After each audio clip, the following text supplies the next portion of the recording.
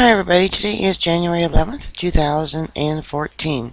Guinea Bissau to probe Senegalese detention of Russian trawler. The council minister said in an official statement the commission comprising foreign, interior defense, and health ministry officials would look into the arrest of the Russian ship by the Senegalese military.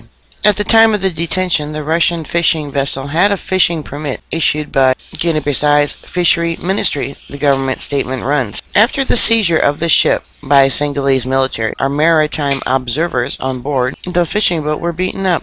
The government of Guinea Bissau said it described such action by the Singula as a crude violation of international laws that by no means contribute to maintaining a climate of peace and neighborliness. The Russian fishing boat was detained in the territorial waters of Guinea Bissau on January 5, 2014. It has been under arrest at the port of Dakar ever since. There are 82 people on board, 62 Russian citizens, and 20 from Guinea Bissau, including 2 observers. Earlier, the captain said the crew needed medical assistance. The crew of the trawler may be released on bail.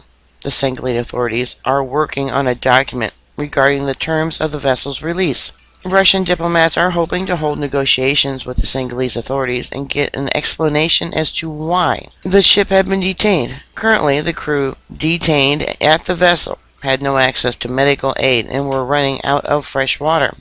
A French military ship located in the same port will help this other crew. Today, they handed over some drinking water over to the Russian vessel. The Russian trawler had been held in port of Dakar for 5 days, but the Senegalese authorities have not explained the reason for the detention and have not brought up any official legal claims to the Russian side.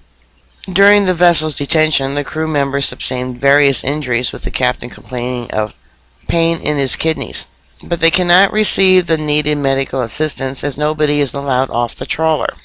The military guard that took away the crew's documents right after the vessel arrived at the port are guarding the ladder and the decks. No electricity has been provided to the ship, and the garbage disposal services are not allowed to take away any garbage.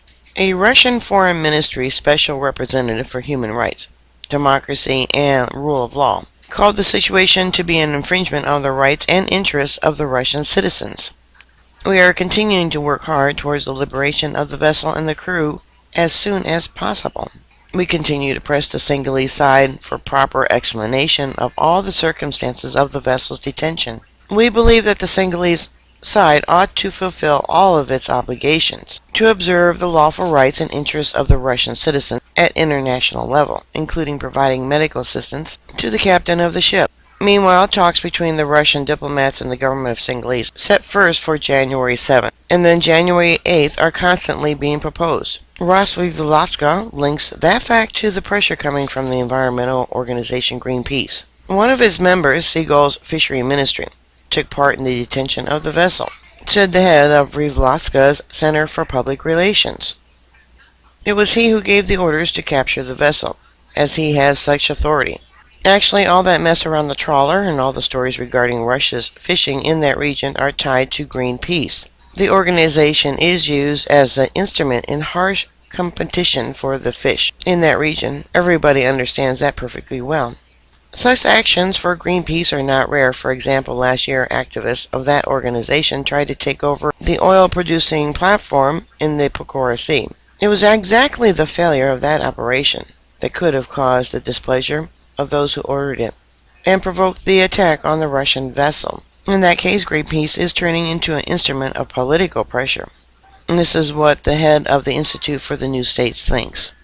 That transparency and at the same time the firmness of the use of law that were involved in the resolution of the problem with the extremists or in the territorial maritime belt definitely somewhat annoyed those who initiated that story. They clearly failed to accomplish what they wanted. That is why they come up with such operations.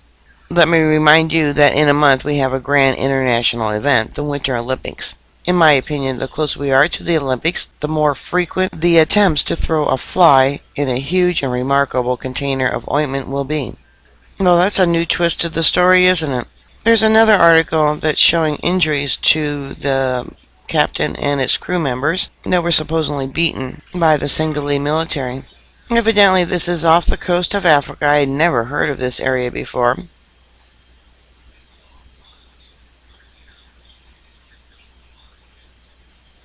What a strange story. Alright, bookmark my site. I'll keep you up to date. Please stay safe, and I'll talk to you later. God bless you. Bye.